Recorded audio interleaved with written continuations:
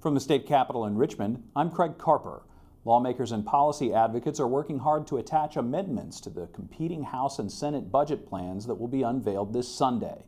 Today, mental health advocates lobbied lawmakers on a variety of spending proposals to better connect patients with critical mental health services. These include $1.2 million to expand the Virginia Mental Health Access Program and $3.3 million to increase Medicaid reimbursement rates for licensed mental health providers. Which is really pennies in the bucket to increase rates to bring it up to 100% of what Medicare rates are for mental health providers.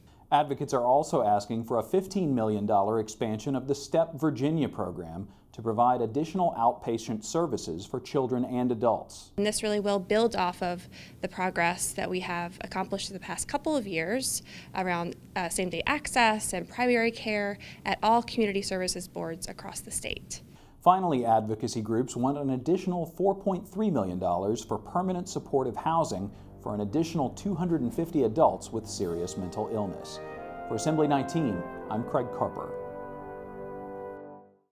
Broadcast of Assembly 19 is brought to you by the Virginia Education Association. An investment in Virginia teachers today will bring dividends tomorrow.